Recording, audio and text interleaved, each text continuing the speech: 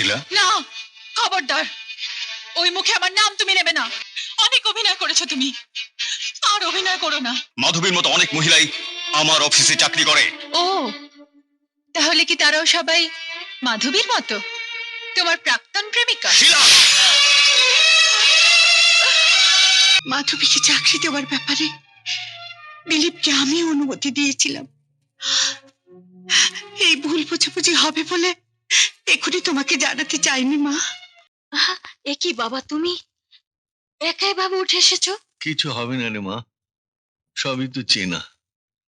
আর কতদিন তাছাড়া এভাবে হাত ধরে নিয়ে বেড়াবি? না বাবা, কোথাও যদি পড়ে টরে যাও। চম্পা কোথায় গেল? চম্পা! পিয়ন এসেছে, চেঁচিয়ে বলল রেজিস্ট্রির চিঠি। চম্পা চিঠি আনতে গেছে। গেছি না, চিঠি নিয়ে অলরেডি চলে এসেছি। আর বাবা, তোমার বুঝি তর সইল না? তোমাকে বললাম তো দিদি আজ অনেক ভালো আছে। আরে তোর মুখে শোনা আর নিজে দেখা, ও দেখতেও তো পাই না। কে বলেছে তুমি দেখতে পাও না? আমাদের মুখ দেখার জন্য কি তোমার চোখে দৃষ্টি দরকার হয়? বাবা, আমরা যে ভালো আছি তুমিই বলো, তুমি দেখতে পাচ্ছ না? হ্যাঁ হ্যাঁ হ্যাঁ মা, পাচ্ছি পাচ্ছি। ভগবান যেন সব সময় তোকে ভালো রাখে মা। এই যা, এই দিদি, স্লিপটা সই করে নে, পিয়ন দাঁড়িয়ে আছে তো।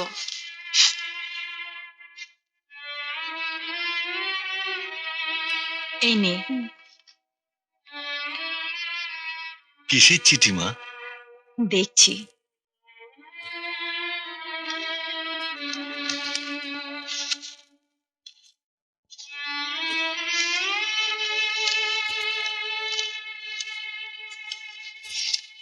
মাধবী, জানি না ক্ষমা করতে পেরেছো কিনা।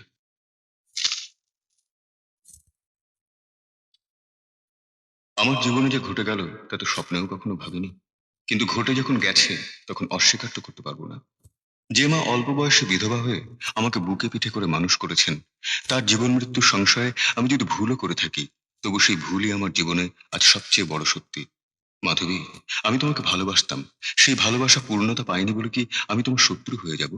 আমার অক্ষমতার অপরাধ কি কোনো দিনই তোমার ক্ষমা পাবে না? সঙ্গে একটা অ্যাপয়েন্টমেন্ট লেটার পাঠালাম, যদি গ্রহণ না করো বুঝবো আমাকে ক্ষমা করতে পারোনি, বুঝবো বাকি জীবনটা এই অপরাধের অভিশাপ নিয়েই আমাকে কাটাতে হবে। ইতি, দিলীপ।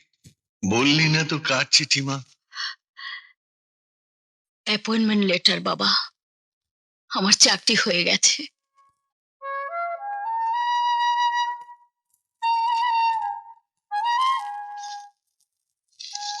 ম্যাডাম, এখানে একটা সই করুন। কি এটা? অথরিটি অর্ডার দিয়েছেন আপনার অ্যাডভান্স বেতন। ও, হ্যাঁ হ্যাঁ হ্যাঁ, এই যে। কি ব্যাপার ঘন্টা বাবু, আমাদের এমডি সাহেবের মায়ের আপন মাস্তুতো ভাইয়ের আপন শালীর আপন ননদের আপন পোলা। হ্যাঁ পড়তো না, তা হঠাৎ অফিসে কি মনে করে? হয়তেই হইল, ছোটবেলা ঠিক ওই বাড়ির নুন খাইতাছি, নুন আর আমি তো হইতে পারবো না।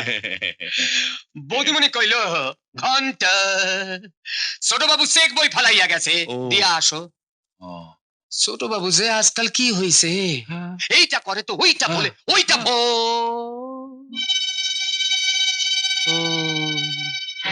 ভুলতেই তো হইব। এমন কাণ্ড হইলে না ভুইলা কি পারে? অমশাই, কেসটা কি? স্যার নতুন অ্যাপয়েন্টমেন্ট দিয়েছেন, মিস মাধবী রায়। মাধবী রায়।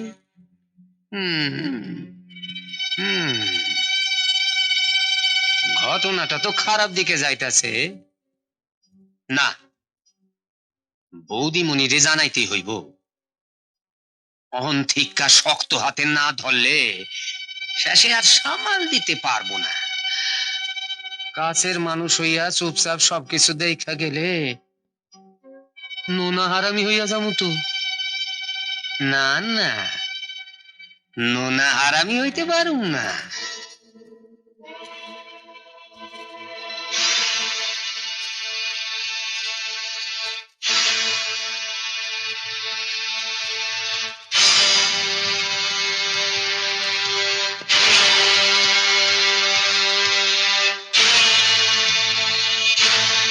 শিলা, না, খবরদার, ওই মুখে আমার নাম তুমি নেবে না।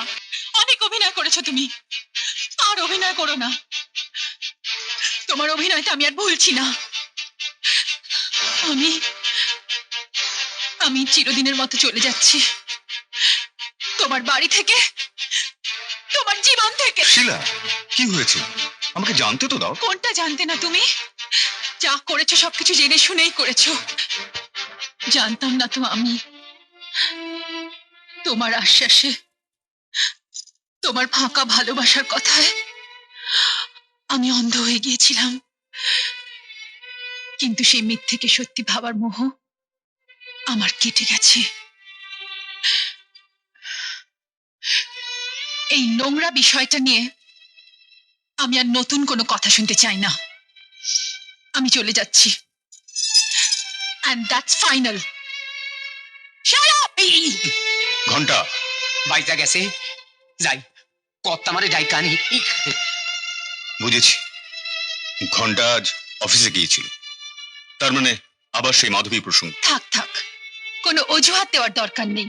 অজুহাত নয়, একটা চাকরির ওর খুবই দরকার ছিল। চাকরির খুব দরকার ছিল বলে নিজের অফিসে নিয়ে এসেছো। এরপর বরের দরকার হলে ছাদনা তলায় নিয়ে এসো।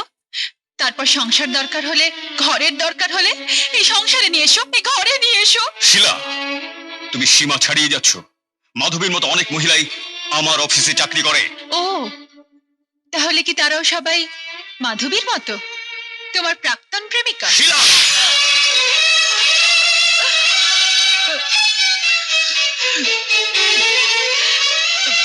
খোকা, এ তুই কি করলি? কি করলি তুই? বৌমার গায়ে হাত তুললি? ভালোই করেছে মা, ও ভালোই করেছে। আমার তো জানা হয়ে গেল, এরপরও কতদূর পর্যন্ত যেতে পারে। তবে আমি সেই সুযোগ দেব না মা, আমি দেব না। না না বৌমা, আমি তোমাকে মিনতি করছি, তোমার তো মা নেই বৌমা, আমাকে তোমার মা ভাবো, আমার কথা শোনো।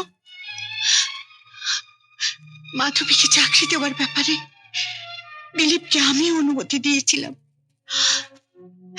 এই ভুল বুঝাবুঝি হবে বলে এখনই তোমাকে জানাতে চাইনি মা। আমি বুঝে গেছি, এখানে তোমরা থাকলে তোমরা ভালো থাকতে পারবে না।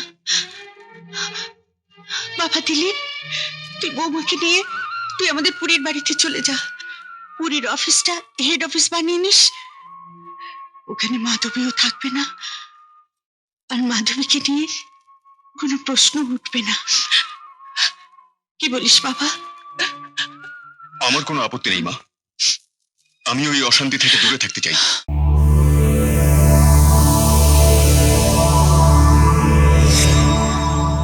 এমন আরো অনেক ভিডিও দেখতে এই চ্যানেলটি সাবস্ক্রাইব করে নিন এবং পাশের বেল আইকনটি প্রেস করে দিন।